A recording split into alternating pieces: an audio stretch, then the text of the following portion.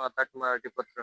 आपण आज नेवरगाव या ठिकाणी आहोत आणि या ठिकाणी जे बघू शकता हे समाज मंदिर आहे आणि या ठिकाणी जिल्हा परिषद बांधकाम विभागातर्फे उपविभाग वैजापूर या ठिकाणी एक बांधकाम झालेलं आहे आणि याची कामाची अंदाजे किंमत ही 50 लक्ष म्हणजे 50 लाख रुपये होती आणि या ठिकाणी गावकऱ्यांनी असा आरोप केलेला आहे की या कामाची निकृष्ट दर्जाचं काम हे झालेलं आहे आणि या ठिकाणी या कामाची चौकशी करण्यात यावी अशी मागणी गावकऱ्याकडून होत आहे. काय सांगाल? काय मागणी आहे आपली?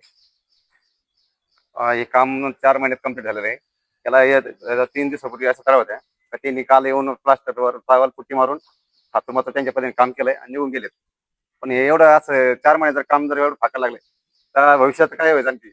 आणि 50 लाखाचं आहे. 50 लाख एवढं काम जर मला आता एवढं लवकर जर फाकले तर पुढे दुसऱ्या कामाचं काय गॅरंटी आहे असं होईल म्हणून. परवाची काय परिस्थिती आहे या ठिकाणी? परवाची परिस्थिती अशी होती की एवढं फाकलं होतं का ते मी घर बघितलं तर मला आता जर एवढं फाकले तर ते पुढे कसं टिकणार ते अजून. पण पाणी मारलेलं नाही त्याला जास्त व्यवस्थित. आज प्लास्टर उद्या लगेच कलर असं काम झालं म्हणजे काम निष्कृष्ट झालं ना ते. किती ठिकाणी भेगा पडलेल्या आहेत? काय परिस्थिती? समोरून 2 पडलेले पाठीमागून 2 एक भिंत 2 वेळा भेगा पडलेले आणि जे बाकी प्लास्टर आहे त्याला पूर्णपणे आणि संडास बाथरूमचं हे जे बघा कोपरा आहे त्याला पण पडलेले आहेत.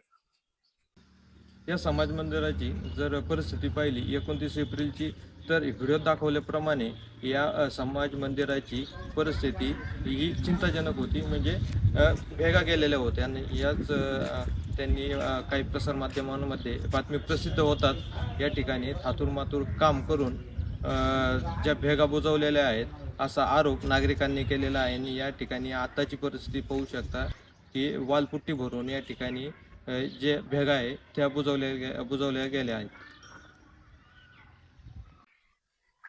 नेवरगावचे एक आणखी काही नागरिक आहे. काय सांगाल? किती दिवसापूर्वी हे काम झालेलं आहे?